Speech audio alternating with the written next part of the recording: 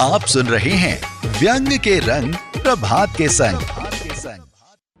फारूक आफरीदी का जन्म 24 दिसंबर 1952 को जोधपुर में हुआ। जोधपुर विश्वविद्यालय से हिंदी साहित्य में एमए और राजस्थान विश्वविद्यालय से पत्रकारिता में स्नातकोत्तर डिप्लोमा प्राप्त आफरीदी के अब तक देश प्रदेश की पत्र पत्रिकाओं में व्यंग सहित विविध विषयों पर 1000 से अधिक आलेख प्रकाशित हुए हैं। सूचना एवं जनसंपर्क विभाग की विभागीय पत्रिका राजस्थान सुजस के संस्थापक संपादक रहे। 8 वर्षों तक दैनिक राष्ट्रदूत में निरंतर अतिथि संपादक के रूप में संपादकीय लेखन, अब तक मीन लेख एवं धन्य है आम आदमी, व्यंग संग्रह, गांधी जी और आधी दुनिया, एनबीटी से हम सब एक है कहानी और शब्द कभी बांझ नहीं होते, कविता संग्रह और सूचना का अधिकार पर पुस्तकें प्रकाशित हुई हैं। आपको अनेक सम्मान एवं पुरस्कार मिले, जिनमें राजस्थान साहित्य अकादमी से विशिष्ट साहित्यकार सम्मान, श्री गोपाल पुरोहित साहित्यिक पत्रकारिता सम्मान, राष्ट्रीय अणुव्रत लेखक सम्मान सहित राज्य एवं राष्ट्रीय स्तर पर अनेक पुरस्कार एवं सम्मानों से सम्मानित किया जा चुका है। तो आइए तालियों से स्वागत करते हैं और अभिनंदन करते हैं व्यंग के रंग प्रभात के संग में हमारे आज के मेहमान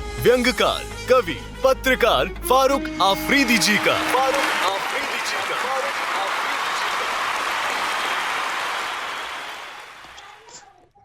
स्वागत है आप सभी का बॉक्स एफएम पर एक बार फिर से। और शो शुरू हो चुका है व्यंग के रंग प्रभात के संग, जहां हमारे साथ जुड़े हैं हमारे खास मेहमान फारूक आफरीदी जी और प्रभात गोस्वामी जी। कैसे हैं सर आप दोनों? जी बहुत अच्छा हूँ। बहुत बढ़िया। बॉक्स एफएम लाइव पर आपने मुझे याद किया, इसके लिए आपका बहुत बहुत धन्यवाद। स्वागत है प्रभात जी आपका। जी धन्यवाद आपका बहुत बहुत। और व्यंग के रंग प्रभात के संग कार्यक्रम जो व्यंग विमर्श का एक लोकप्रिय कार्यक्रम बनता जा रहा है। हमारे बहुत से लेखकों ने, बहुत से श्रोताओं ने, बहुत से पाठकों ने हमें समय समय पर अपनी भावनाओं से अवगत कराया है। हम उन सभी का बहुत बहुत धन्यवाद ज्ञापित करते हैं। और आज इस कार्यक्रम में हमने एक ऐसे शख्स को निमंत्रित किया था जो अपने पत्रकारिता जगत से विचरण करते हुए निकले आगे और उसके बाद व्यंग्य और कविता की दुनिया में आए और उसके अलावा अन्य विषयों पर भी समय समय पर लिखते रहे, संपादन भी बहुत महत्वपूर्ण करते रहे। आइए स्वागत है फारूक आफरीदी जी। धन्यवाद। सवाल जवाब का सिलसिला शुरू करें? जी बिल्कुल। फारूक साहब, पहला सवाल मेरा यह था कि आप एक पत्रकार थे और आपने एक लंबी पारी पत्रकार के रूप में खेली और जहां से आपने बहुत सी ऐसी स्टोरीज की जो समाज को प्रभावित करती रही। फिर साहित्यकार बनने का विचार आपके मन में कब और कैसे कौन था? फारूक जी। जी प्रभात जी, आपने बहुत अच्छा प्रश्न पूछा है। इनफैक्ट जब मैं 1975 और 75 से 79 तक पत्रकारिता मैंने की। जब मैं दैनिक जलतद्वीप में था जोधपुर में समाचार संपादक, तो हमारे एक मित्र हुआ करते हैं, अभी भी हैं वो इस दुनिया में, डॉक्टर तेज सिंह जोधा। वो एक कॉलम लिखा करते थे, उसमें मामूली राम की डायरी। लेकिन कुछ कारणोंवश उन्होंने अखबार छोड़ दिया और उस कॉलम की जिम्मेदारी मुझ पर आ गई। उस समय मैं समाचार संपादक था ही, तो मैंने उनके कुछ रचनाएं पढ़ी। तो उसके बाद मुझे लगा कि ये जो कॉलम है ये सारा का सारा व्यंग्यात्मक और कटाक्ष शैली में है। तो मुझे थोड़ी मेहनत करनी पड़ी उसमें, बहुत शुरू में दिक्कत आई, लेकिन मैं अंततः उस पर वो डायरी लिखने लगा। तो उसमें हम जो जन समस्याएं होती थी उसको बहुत ही व्यंग्यात्मक तरीके से सरकार, सत्ता और प्रशासन की जो कमियां होती थी उनको उजागर करने के लिए उस कॉलम को लिखा करते थे। और फिर धीरे धीरे एक रूटीन बन गया और मेरे भीतर भी एक व्यंग की शैली उभरने लगी। उन्हीं दिनों हमारे एक मित्र जो इस दुनिया में अब नहीं है, गोवर्धन हेड़ाऊ, जो मस्त गोड़वाड़ी के नाम से दैनिक ललकार, साप्ताहिक ललकार के अंदर एक लास्ट पेज लिखा करते थे, जिस प्रकार हरिशंकर परसाई जी लास्ट पेज लिखा करते थे, जिस प्रकार शरद जोशी लिखा करते थे। तो उसको जब मैं पढ़ता था तो मुझे लगा कि ये मामूली राम की डायरी को इसी आधार पर मुझे बढ़ानी चाहिए आगे, और उसको पूरे समाज को और पूरे देश को और पूरे विश्व के परिप्रेक्ष्य में अपनी रचना को लिखना चाहिए। तो वहां से मेरे को व्यंग के प्रति आदर बढ़ा, व्यंग को अपनाने की भावना बढ़ी मेरे भीतर, और वो मैंने फिर व्यंग लिखना शुरू किया। तो ये बात है प्रभात जी। तो उसके बाद आप फिर सूचना और जनसंपर्क विभाग में अधिकारी के रूप में चयनित हुए। क्या उस समय भी आपने व्यंग लिखना निरंतर जारी रखा था या कुछ विराम सा आया इस दौर में? एक बार मैंने ऐसा सोचा कि शायद ये सरकार में रहते हुए मैं इस तरह की चीज नहीं लिख सकूंगा, लेकिन मैंने देखा कि कई सरकारी सेवा में रहने वाले व्यक्ति भी निष्पक्ष भाव से समाज की जो विसंगतियां हैं, जो कमियां हैं, परेशानियां हैं, आम आदमी की दिक्कतें हैं, कर्मचारियों के साथ होने वाले अत्याचार है, और समाज में महिलाओं पर होने वाले अत्याचारों को लेकर भी लोग लिखते रहे हैं, और बहुत स्वतंत्र भाव से लिखते रहे हैं, और इसमें कोई बाधा वाली बात नहीं है। और सरकार एक बड़ा आकार में होती है, उसको कहाँ फुर्सत होती है कि वो हम जैसे लेखकों को वो पढ़ेगी और हम पर वो कोई कार्रवाई करेगी। हाँ, बहुत जब ख्यातनाम हो जाते हैं और कुछ लोग लिखते हैं तो उसकी जरूर उसको नोटिस में लिया जाता है, और उसके खामियाजे भी हमारे कई लेखकों ने भोगे हैं, जिसमें हरिशंकर परसाई सोम भी है, और शरद जोशी भी है, और हरि जोशी भी है, जिन लोगों ने और एक हमारे मित्र हमारा जो अपने दोस्त थे, उनके मैं नाम भूल रहा हूँ, अभी चौहान, क्या चौहान साहब, जो मध्य प्रदेश से है, जो अपने क्या जो मित्र है ज्ञान चतुर्वेदी, उनके साथ डॉक्टर थे, उन्होंने जब कुछ इस तरह की चीजें लिखी थी तो उनके ऊपर एक्शन हुआ और उन्हें उसकी सजा भी भोगनी पड़ी। तो ऐसी मुझे इसकी फिर परवाह नहीं रही, और मैं धीरे धीरे सोच भी लिया मैंने कि मन का जो होगा देखा जाएगा, मुझे तो अपना कर्म करना ही है, और अपना कर्म ईमानदारी से करता रहा। दैनिक हिंदुस्तान में लगातार मेरे खूब सारे व्यंग छपे। देश की शायद ही ऐसी कोई पत्रिका होगी जिसमें मैंने ना लिखा हो। और एक ऐसा दौर था जब मैं करीब ठीक है, तो जब मैं सरकार में आया 1980 में, तो मुझे लगा कि इसमें शायद मेरे लिए कोई बाधा उत्पन्न हो सकती है, लेकिन मैंने कई लेखकों को देखा। जब आप पत्रकारिता कर रहे थे, उन्हीं दिनों आपको आपके भीतर का व्यंगकार जाग उठा और आपने व्यंग लेखन भी शुरू किया।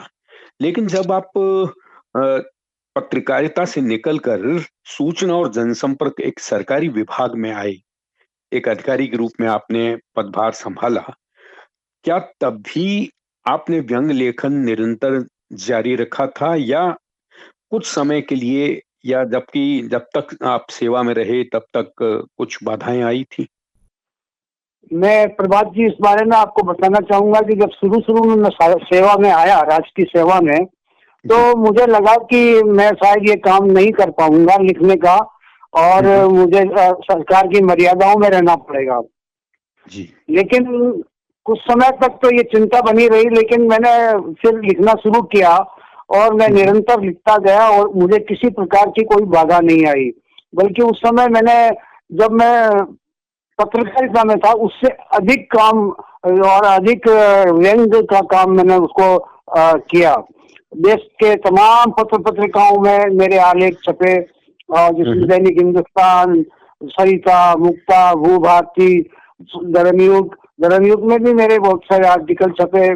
शंकर पुन तांबेकर जी के साथ साथ मेरा भी आलेख, व्यंग का आलेख बराबर वहां छपता रहा, और इस तरह मैंने पूरे देश में पत्रिकाओं में लिखना शुरू किया और खूब छपा, और मुझे किसी प्रकार की बाधा नहीं आई। मैं एक मानता हूँ कि सरकार को इन सब चीजों की कोई परवाह नहीं होती, सरकार में कौन पढ़ता है, किसको पढ़ता है, और इस तरह की बातें मेरे ख्याल से सरकार ध्यान ही नहीं देती, वो उनको अपने कामों से ही फुर्सत नहीं मिलती है जी। जी, आपने बहुत बढ़िया बात बताई, क्योंकि ये भी है कि सरकारी व्यस्तताएं अपने आप में इतनी ज्यादा होती हैं, क्योंकि मैं भी उस व्यवस्था में रहा। तो मुझे इस बात का एहसास है, लेकिन ये भी सही है कि जब सरकारी नहीं पढ़ती तो फिर पाठकों का क्या। आजकल अक्सर ये कहा जाता है कि अब लेखक ही लेखक की रचनाओं को पढ़ रहे हैं, पाठक नदारद हैं। आप क्या कहना चाहेंगे इस बारे में? मैं ये समझता हूँ कि इसके कई कारण हो सकते हैं। इसका एक कारण तो हमारे जो हम वर्तमान स्थिति को अगर हम देखें तो जो सोशल मीडिया है ना, वो इतना सक्रिय है कि अब वो लोग प्रिंटेड मैटर शायद कम पढ़ना चाहते हैं, और इस पर हर आदमी के पास आज मोबाइल है, हर पढ़ने लिखने वाले के पास मोबाइल है, और इतनी प्रतिक्रियाएं आप जितनी जो प्रिंट मीडिया है उसमें जो रचनाएं छपती हैं उसके मुकाबले में सोशल मीडिया में लोग ज्यादा आ गए हैं।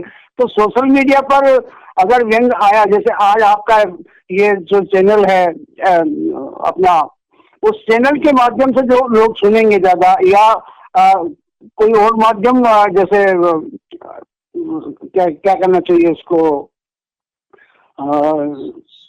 विजुअल मीडिया, तो उसके माध्यम से जो बात आ रही है वो ज्यादा पढ़ी जा रही है। पाठक की बजाय अब दर्शक हो गए हैं, और वो दर्शकों में ऐसा नहीं है कि दर्शक बड़ी संख्या में लोग लाखों में, हजारों में, सैकड़ों में लाइक्स भी करते हैं, और उसको कमेंट्स भी उस पर करते हैं, और उस पर अपनी टिप्पणियां भी करते हैं। जी जी, तो मैं नहीं समझता कि पाठक की कोई कमी नहीं आई है, बल्कि पाठक बढ़े हैं। लेकिन अधिकांश पाठकों की टिप्पणी क्या होती है? बधाई, अच्छा लिखा, वाह क्या बात है।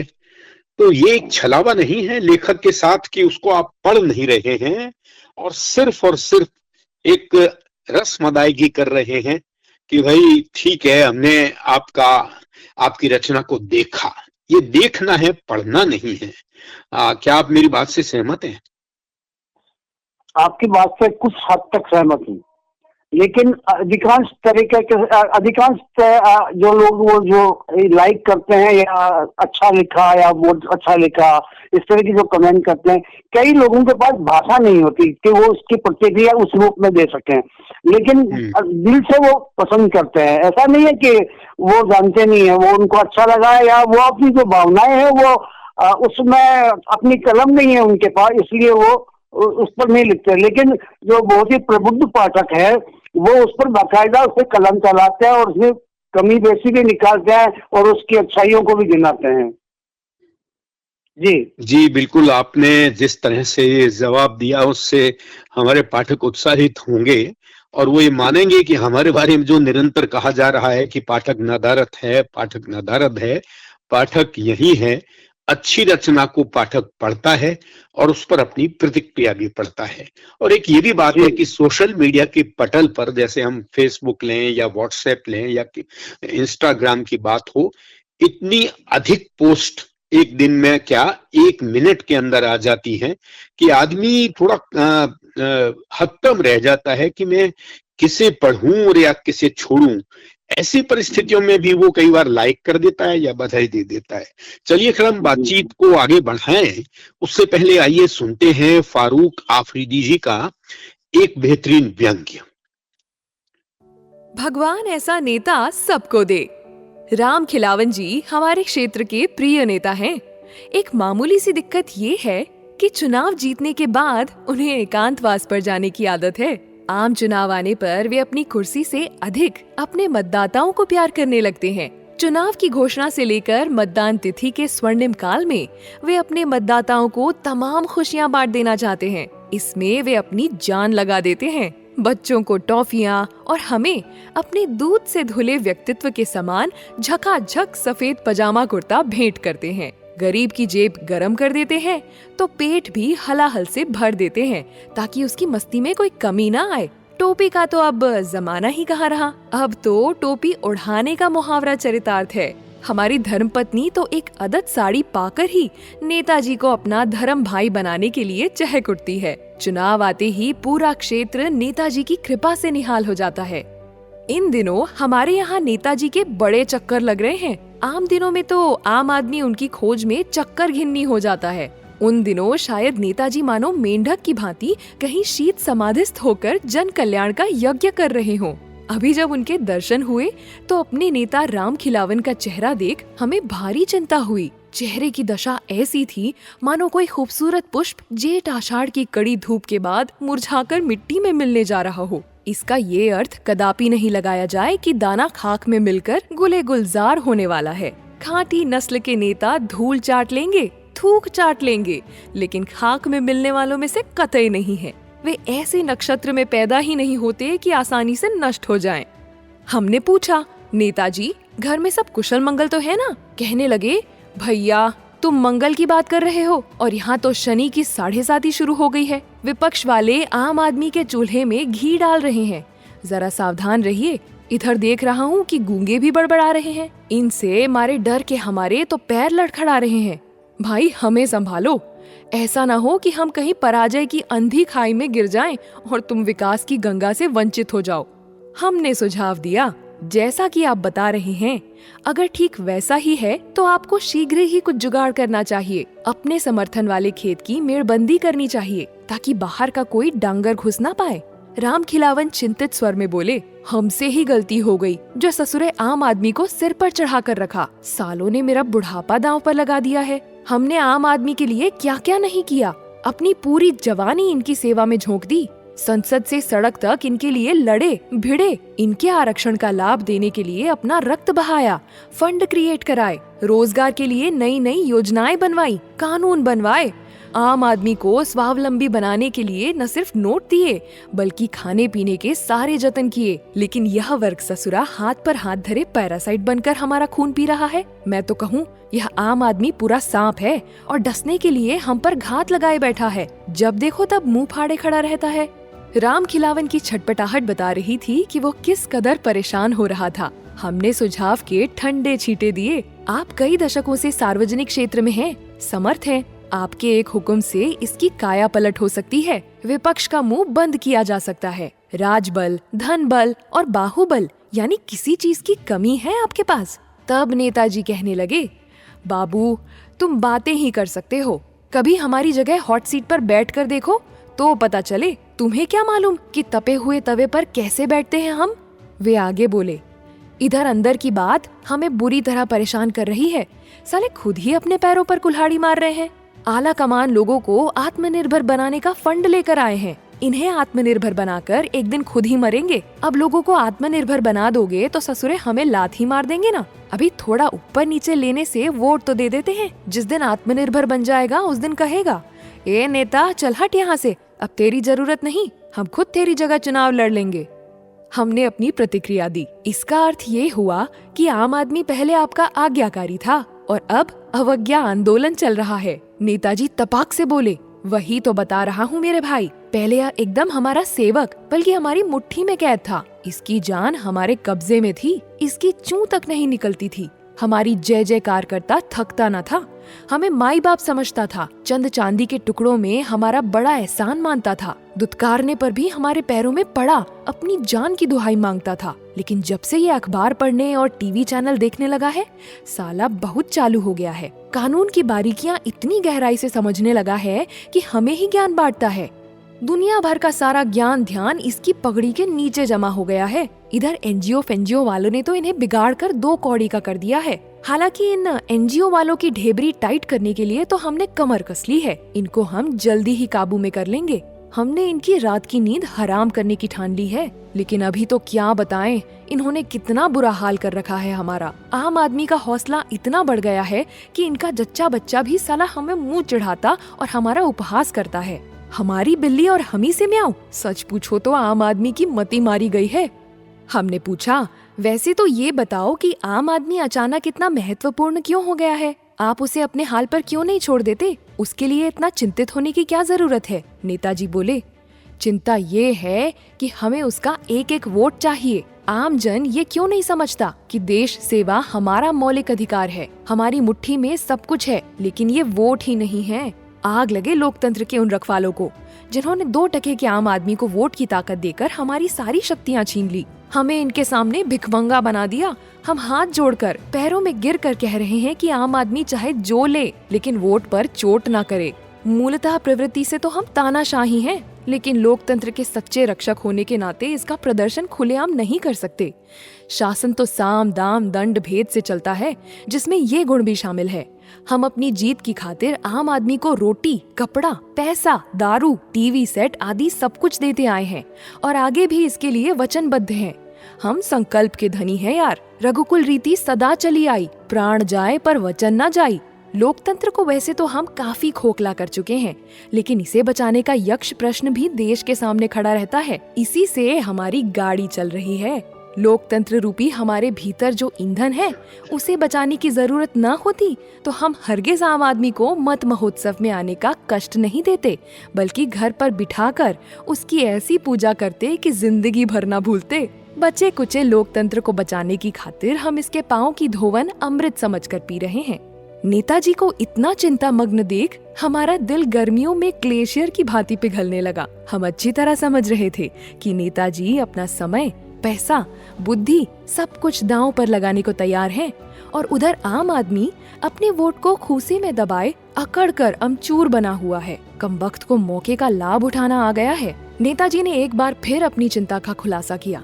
आम आदमी समझता क्यों नहीं है कि सिर्फ एक वोट देकर उसे अपने जीवन के सभी दायित्वों से मुक्त हो जाना है, मस्त मस्त हो जाना है।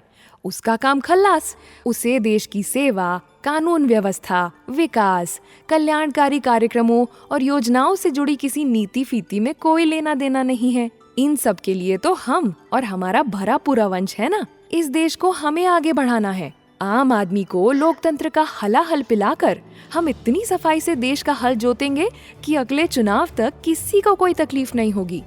आम आदमी से ये हमारा वादा रहा। जीवन में स्वतंत्रता पूर्वक चलने फिरने, रोजी रोटी कमाने, बच्चों को पालने की जो समस्याएं हैं, उनसे तो हमें भी जूझना पड़ता है। हमें भी इसके लिए कई पापड़ बेलने पड़ते हैं, तब जाकर 5 साल आराम से गुजरते हैं। फिर भी हमें जनता के सुख सुविधा की चिंता लगी रहती है। इस बात को ये आम आदमी कब समझेगा? नेताजी की इन लोक लुभावन बातों में इतना रस आया कि हमें कहना पड़ा, धन्य है ये देश और धन्य है आम आदमी, जिसे राम खिलावन जैसा महान नेता मिला। भगवान ऐसा नेता सबको दे।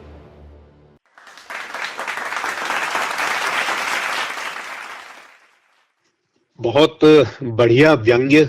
स्वार्थ और सत्ता लोलुप नेता वर्ग पर जिस तरह से कटाक्ष किया गया है, साथ ही मुफ्त की रेवड़ियां लेते लेते आम आदमी भी बहुत सचेत हो गया है, लेकिन नेता फिर भी अपनी चालाकियों से आम आदमी को मात देते रहे हैं। मुझे कवि धूमिल की कुछ पंक्तियां याद आ रही हैं। हाँ, यही है, यह सही है कि इन दिनों मंत्री जब प्रजा के सामने आता है तो पहले कुछ ज्यादा मुस्कुराता है, नए नए वादे करता है, और यह सब सिर्फ घास के सामने होने की मजबूरी है। बहुत अच्छा व्यंग फारूक साहब। और अब आपके व्यंग पर एक समीक्षात्मक टिप्पणी सुनते हैं। नवल पांडेय जो हमारे साथ मौजूद हैं, साहित्यकार हैं और फिल्मों पर लंबे समय से लिखते रहे हैं। आइए नवल जी, अपनी बात कहिए। वर्तमान समय आम आदमी के लिए संकट काल बना हुआ है। देश में भयंकर महंगाई है। पेट्रोल डीजल के भाव जो एक बार आसमान को छू गए, उनके फिर से जमीन पर आने की कोई उम्मीद दूर तक नजर नहीं आ रही। खाद्य पदार्थ यथा घी, तेल, दाल, चीनी, बेसन, चावल के दाम भी आम आदमी को डराने लगे हैं। इधर शासन खबरों से बेखबर सत्ता के मद में डूबा हुआ है।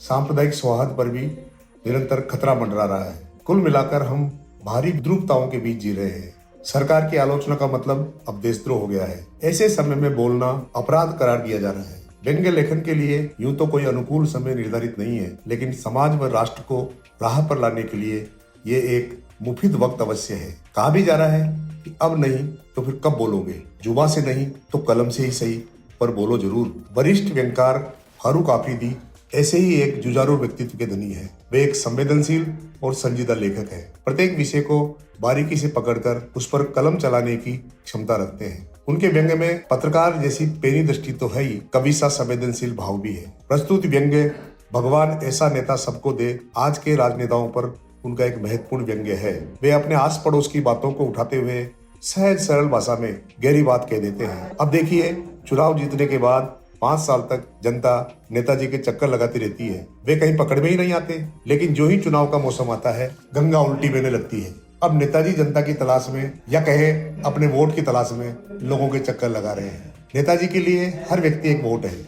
यहाँ राम खिलावन जी ऐसे ही एक आदर्श नेता हैं, जिनमें नेतागिरी के तमाम गुण अवगुण भरे हैं। चुनाव के समय जनता के तीखे सवालों के जवाब वे कितने सहज होकर शांत भाव से देते हैं। इस व्यंग्य का एक वाक्य देखिए। वैसे ये बताओ कि आप आम आदमी अचानक इतना महत्वपूर्ण क्यों हो गया है? आप उसे अपने हाल पर क्यों नहीं छोड़ देते? उसके लिए इतना चिंतित होने की जरूरत क्या है? नेताजी इन बातों का जवाब यूं देते हैं, चिंता यह है कि हमें उसका एक एक वोट चाहिए। आम जन ये क्यों समझता है कि देश सेवा हमारा मौलिक अधिकार है, हमारी मुट्ठी में सब कुछ है, लेकिन ये वोट ही नहीं है। आग लगे लोकतंत्र के उन रखवालों को जिन्होंने 2 टके के आम आदमी को वोट की ताकत देकर हमारी सारी शक्तियां छीन ली है, हमें इनके सामने भिखमंगा बना दिया है। यहाँ नेता के अंदर की धूर्तता साफ झलकती है।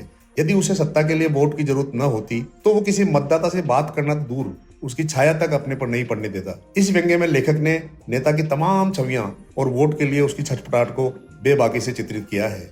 आफरीदी जी का ये व्यंग्य भाषा शैली और प्रस्तुति में भी प्रभावशाली है। बहुत बहुत धन्यवाद नवल जी, आपने बेहतरीन समीक्षात्मक टिप्पणी प्रस्तुत की। फारूक साहब, बातचीत का सिलसिला और आगे बढ़ाते हैं। आप कई व्यंग्य विमर्श के कार्यक्रमों में शामिल होते रहे हैं और वहां विशद चर्चाएं व्यंग्य को लेकर हुई हैं।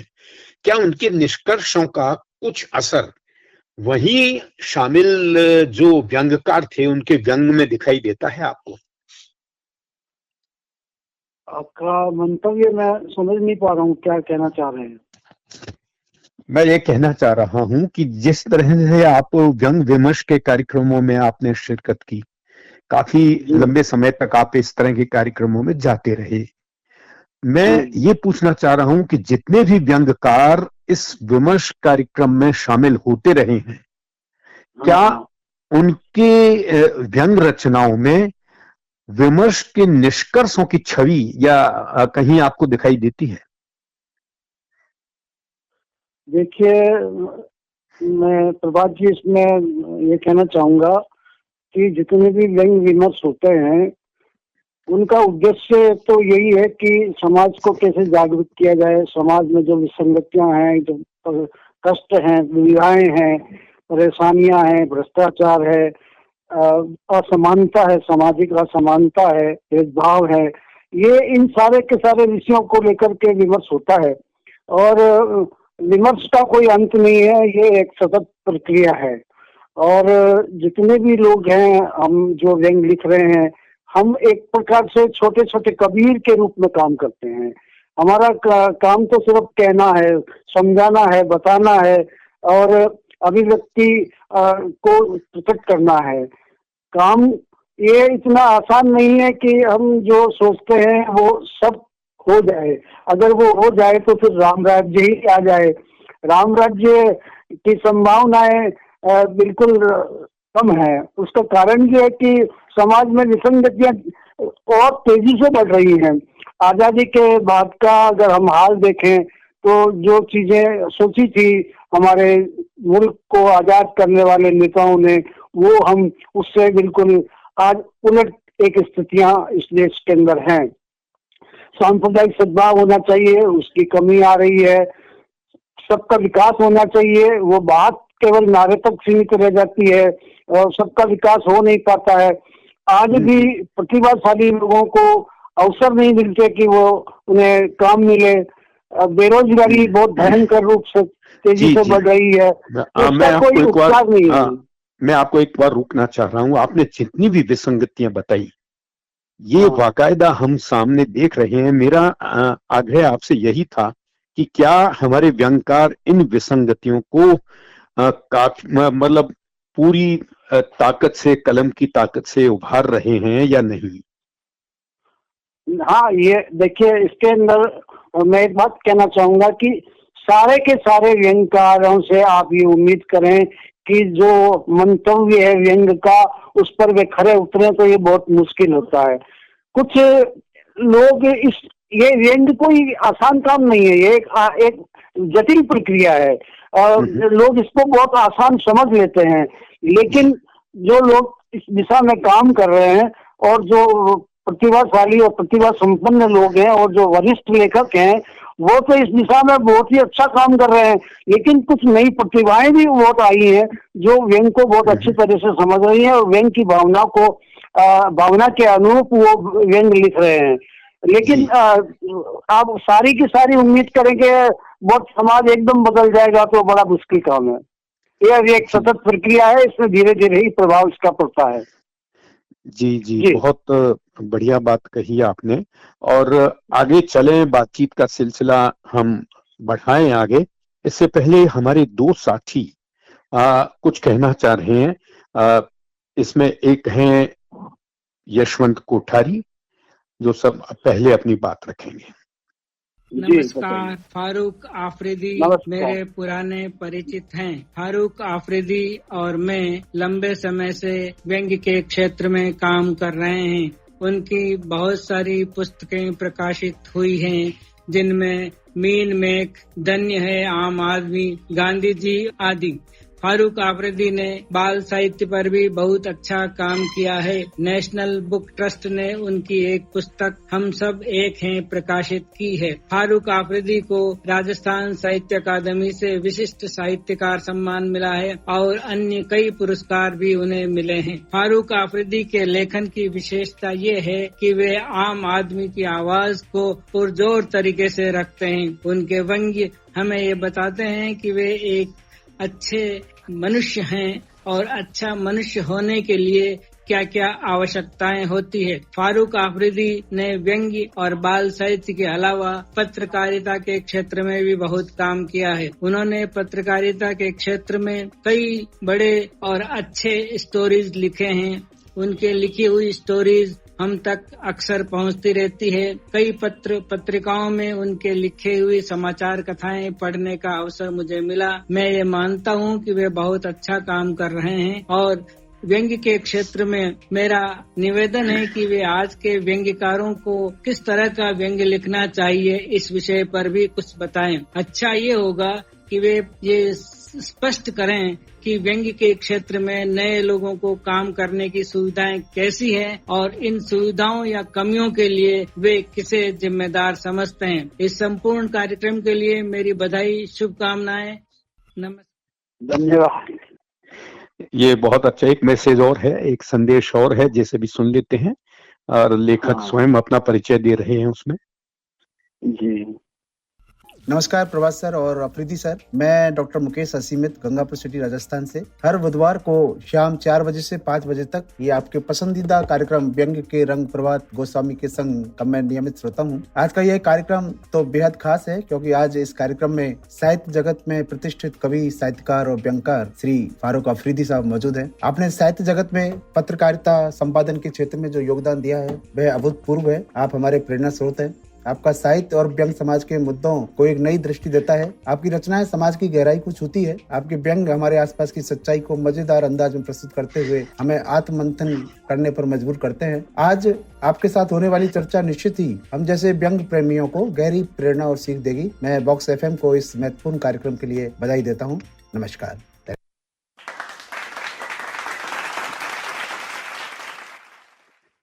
जी, जो प्रश्न उठाया था कोठारी जी ने, बहुत बेहतरीन प्रश्न, जिसका उत्तर हम आपसे आगे चलकर लेंगे।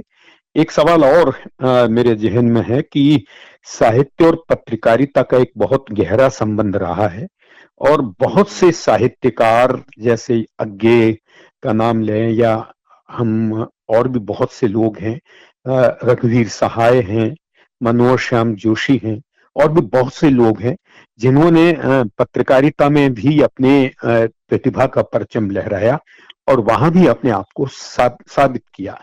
तो बहुत से लोग ये कहते भी हैं कि पत्रकारिता हर किसी का, पत्रकार कहते हैं कई, कि पत्रकारिता एक अलग विधा है, उसका साहित्य से कोई संबंध नहीं है। क्या आप इससे सहमत हैं?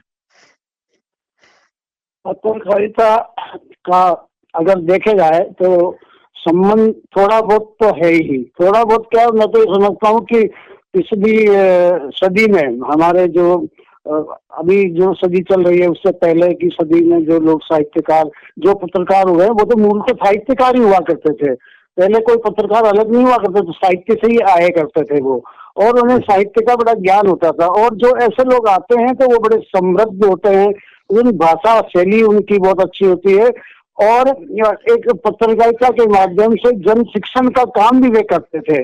लेकिन आज की पत्रकारिता में वे लोग नहीं आ रहे हैं जो साहित्य से जुड़े हुए हैं। इसके कारण आप देखिए कि समाचार पत्रों की भाषा भी बहुत खराब हो गई है।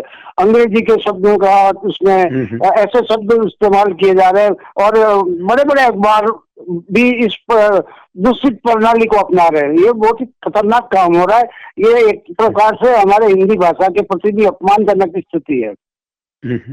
जी जी, बिल्कुल सही बात। हाँ जी, तो इसलिए अगर साहित्यकार होगा तो उसके अंदर एक भीतर एक संवेदना भी होगी। वो समाचार को समाचार के रूप में नहीं लेगा, वो उसका फॉलोअप भी करेगा, वो उसके आगे क्या स्थितियां बन रही हैं उसका भी चिंतन करेगा। वो अगर वो साहित्यकार होगा, पत्रकार, तो वो कम से कम उस पर टिप्पणी भी करेगा, अपने संपादकीय भी लिखेगा। ये सारे जो गुण हैं वो साहित्य सहित पत्रकारिता में आने चाहिए थे। अब वो आजकल उसका बड़ा अभाव देखा जा रहा है। जी बिल्कुल, तो साहित्य का और पत्रकारिता का संबंध तो अंत संबंध तो हमेशा रहा है और रहेगा आगे भी। जी बिल्कुल सही। एक और सवाल मैं आपसे पूछना चाह रहा था कि आजकल हम व्यंग में भी T20 खेल खेल रहे हैं, यानी बहुत से, इसके पीछे अखबारों का भी एक योगदान नहीं आप कह सकते हैं कि जहां आपको शब्द सीमा में बांधा जाता है कि आप 250 शब्दों में या 500 या अधिक से अधिक 600 शब्दों में व्यंग लिख के भेजें। इससे व्यंग का मूल स्वरूप, उसमें जो भाषा, उसका जो सौंदर्य है और जो उसका मूल स्वरूप है, क्या कहीं खंडित नहीं हो रहा? मैं आपकी बात से 100% सहमत हूँ इस मामले को लेकर के कि आप 200 शब्दों में, 500 शब्दों में, 600 शब्दों में आप अपनी बात कहें। हालांकि बहुत जो साहित्यिक दृष्टि से बहुत समृद्ध लोग हैं वो ऐसा कर भी सकते हैं, लेकिन कई बार क्या होता है कि उसके अंदर हम थोड़ी गहराई में जाएंगे तब जाकर के वो बात बनती है, और भूमिका को अगर हम उसमें से हटा दिया जाए तो वो अपन ऐसा कुछ कर सकते हैं। लेकिन आप 200 शब्दों में तो बिल्कुल कतई नहीं कर सकते। आप 500-600 शब्दों में भी थोड़ी सी दिक्कत लेखक को आती है, लेकिन अगर वो सक्षम है लेखक, उसके पास भाषा है, उसके पास अच्छी समझ है और स्थितियों को समझने की पकड़ है, तो वो ऐसा कर सकता है।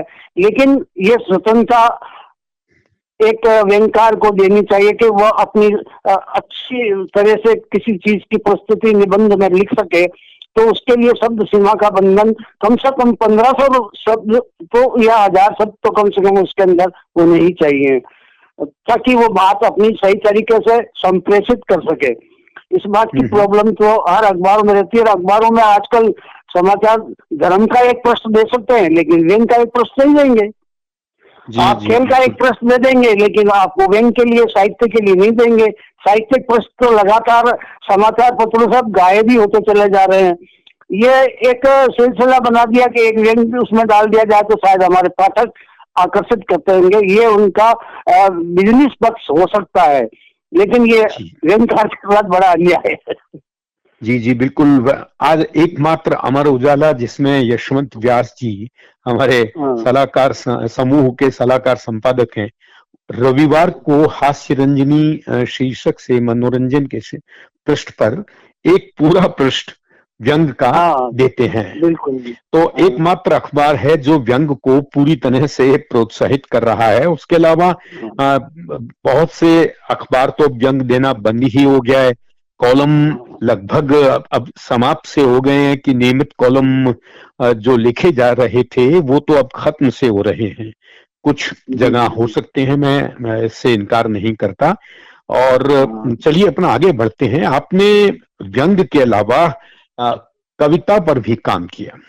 एक कवि के रूप में आपका एक व्यंग संग्रह भी, काव्य संग्रह भी निकला हुआ है। अगर कुछ पंक्तियां आपको याद हों या आप हमारे श्रोताओं को सुना सकते हैं तो आनंद आएगा। कविता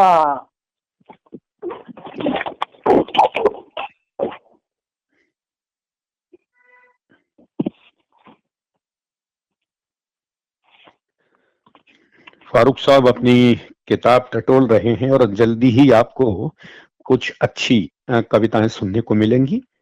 और निश्चित रूप से हम श्रोताओं को याद दिला दें कि व्यंग के रंग प्रभात के संग कार्यक्रम में इस समय आप सुन रहे हैं सुपरिचित व्यंग्यकार, कवि और पत्रकार फारूक आफरीदी को।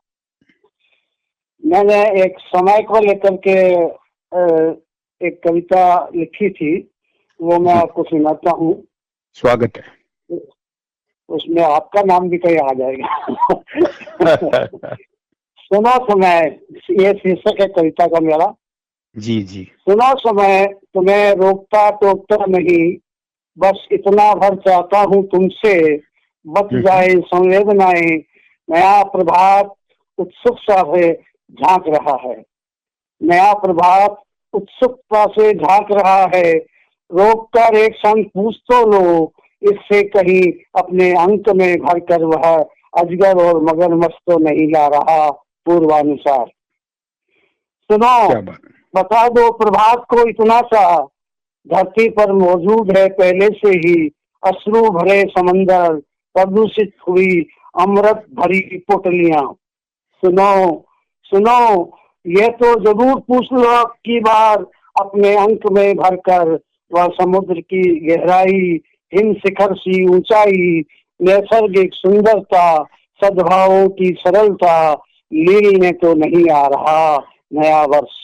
सुनो, एक क्षण भर रोक कर पूछ लो। सुनो समय, तुम्हें रोकता टोकता नहीं, बस इतना बच जाता हूँ तुमसे, बच जाए संवेदनाएं। जी जी, बहुत बहुत बढ़िया। आज के दौर में, आज के हालातों पर आपने बहुत अच्छी कविता पढ़ी और धन्यवाद। इसमें संयोगवश मेरा नाम आया, जबकि ये सुप्रभात का मतलब सुबह से है। कोई बात नहीं, किसी बहाने से अगर आपका नाम सुनाई देता है तो सुकून मिलता है। फारूक साहब, एक हम आपसे अब वो सवाल पूछ रहे हैं कि यशवंत कोठारी जी ने ये पूछा था कि नए व्यंग कार जो आ रहे हैं आज के दौर में, वो बेहतर व्यंग कैसे लिखें। एक मौजूद व्यंग की क्या परिभाषा है, या परिभाषा क्या है, आप क्या मानते हैं कि एक पूर्ण व्यंग लिखा गया है किसी तरह, तो वो कौन से तत्व हैं जो व्यंग को पूर्णता प्रदान करते हैं, और हमारे नए साथियों को आप अवश्य बताइए। मैं अपने नए व्यंगकार मित्रों को ये कहना चाहता हूँ कि वे सामयिक संदर्भों पर रचनाएं लिखना बंद कर दें, बेहतर होगा। क्योंकि वे व्यंग नहीं हो सकते, वे टिप्पणियां ही हो सकती हैं।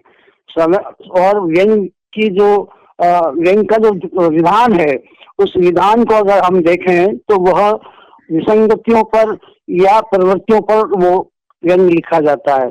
हम प्रवृत्तियों पर नहीं लिख करके व्यक्तियों पर लिखते हैं, और कभी कभी तो ठकुर सुहाती भी लिख देते हैं कि किसी को अच्छा लगे, किसी को बुरा लगे।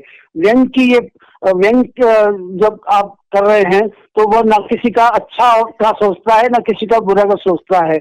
वह तो बिल्कुल एक निष्पक्ष भाव से, अटल भाव से, और जो शाश्वत सत्य है उस सत्य को सामने रख करके लिखा जाता है।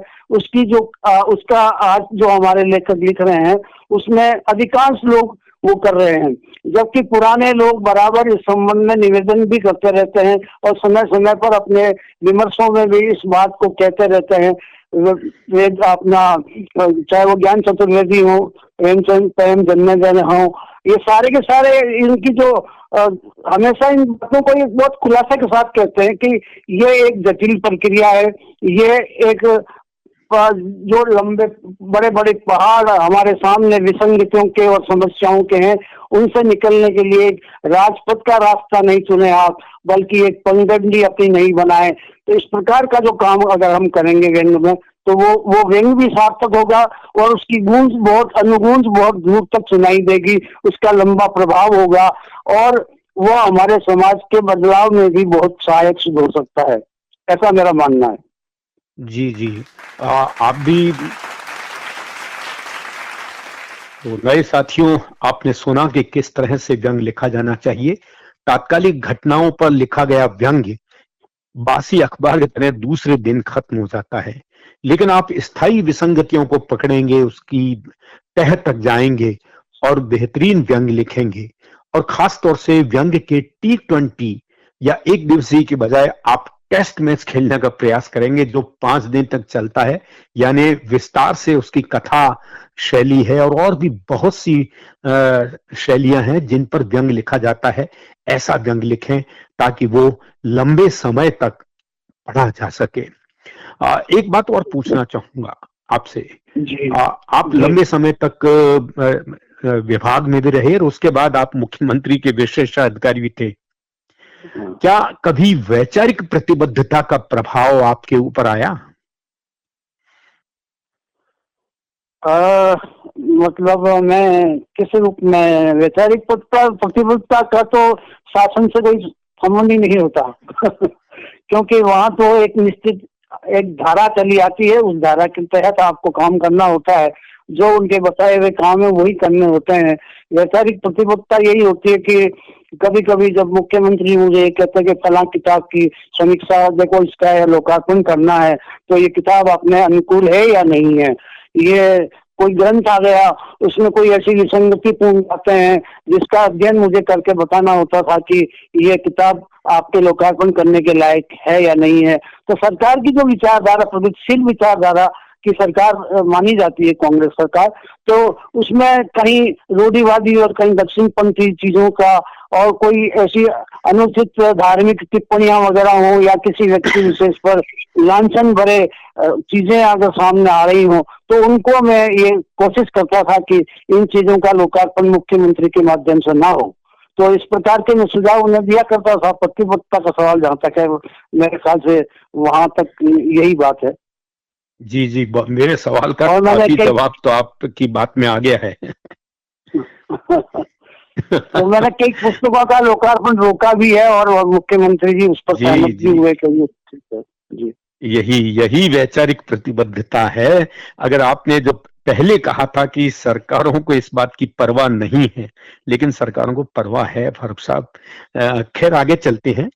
एक लेखक अपने श्रम से, अपने मानसिक श्रम से लंबे समय तक साहित्य रचना करता है। आपने लंबे समय तक व्यंग रचनाएं भी की, कविताएं भी की, अन्य विषयों पर भी आपने सूचना का अधिकार जैसे महत्वपूर्ण विषय पर भी पुस्तक लिखी, आपने कई निबंध भी लिखे। क्या कभी आपको ऐसा महसूस हुआ कि कुछ रचनाएं ऐसी थीं जो आप ना लिखते तो बेहतर होता? ऐसा होता है कि कोई भी साहित्यकार अपने आप को परिपूर्ण नहीं मानना चाहिए उसको, मेरा एक मानना है। मैं कम से कम ऐसा मानता हूँ कि कोई चीज हमने कोई लिख दी तो उसे परिपूर्ण नहीं मानना चाहिए। हर लेखक अपने आप को समय के साथ अपने संवर्धित करता रहा है और अपनी पुरानी चीजों को रिजेक्ट करता आया है। तो कई चीजें मुझे लगा कि ये इससे बेहतर हो सकता था। मैं ये तो नहीं कहता कि वो रिजेक्ट कर दी जाए, लेकिन मैं ये कह सकता था कि उनको संवर्धित और उनको संशोधित करके अगर मैं लिखता उस समय तो, लेकिन हर समय आदमी निरंतर सीखता रहता है, अनवरत सीखता रहता है और अपने आप को संवर्धित करता रहता है। जो अपने आप को अपडेट नहीं करता है, मैं समझता हूँ कि वो बहुत पीछे चला जाता है। और हर रचनाकार को अपने आप को संवर्धित करते रहने की प्रक्रिया से निरंतर जुड़े रहना चाहिए। जी, चलते चलते एक आखिरी सवाल संक्षेप में जवाब चाहूंगा कि बॉक्स एफएम में व्यंग के रंग प्रभात के संग जो व्यंग विमर्श पर एक कार्यक्रम चला रखा है, प्रसारित होता है हर बुधवार को। आप इसके बारे में अपनी संक्षिप्त अपनी टिप्पणी देना चाहें तो स्वागत है। मैं व्यंग के रंग प्रभात के संग कार्यक्रम को निरंतर सुनता रहता हूं और आपने देश के प्रतिष्ठित लेखकों को इसमें अब तक शामिल किया है, उनको भी मैं निरंतर सुनता रहता हूँ। और व्यंग क्या है, व्यंग कैसे लिखे जाते हैं, व्यंग पर कैसे चर्चा होती है, व्यंग की क्या सार्थकता है, व्यंग के महत्व को लेकर के इसमें जो विमर्श होता है, खास तौर से वह नए लोगों के लिए, नए लेखकों के लिए तो उत्साहवर्धन करने वाला है ही, लेकिन व्यंग के प्रति लोगों के अंदर अनुराग पैदा करने में भी इस चैनल की बहुत महत्वपूर्ण भूमिका दिखाई देती है। मैं आपको और आपकी पूरी टीम को इस बात के लिए बहुत बहुत धन्यवाद देता हूं कि इसे अनवरत जारी रखें। इससे हमारे समाज में जो विसंगतियां हैं उनको दूर करने में, लोगों को सुनने में, समझने में, उसको अनुभूत करने में बड़ी मदद मिलेगी। इन्हीं शब्दों के साथ मैं आप सबको एक बार पुनः धन्यवाद देता हूँ। जी, बहुत बहुत धन्यवाद आपका कि आप आज आपने बहुत महत्वपूर्ण बातें हमारे श्रोताओं के सामने बताई, रखी। आपके विचार सुन के निश्चित रूप से न केवल हमारे युवा लेखक बल्कि बहुत से लेखक और भी हैं जो आपके विचारों से रूबरू होके निश्चित रूप से कुछ न कुछ और बेहतर करने का प्रयास करेंगे। व्यंग के रंग प्रभात के संग कार्यक्रम में अब समय हो गया है हम आपसे विदा लेने का। अगले बुधवार आप सभी श्रोताओं की जानकारी के लिए कि व्यंग के शिखर पर आरूढ़ डॉक्टर ज्ञान चतुर्वेदी हमारे कार्यक्रम में शिरकत करेंगे। आप अवश्य सुनिएगा व्यंग के रंग प्रभात के संग हर बुधवार शाम 4 से 5 बजे तक। अलविदा, नमस्कार।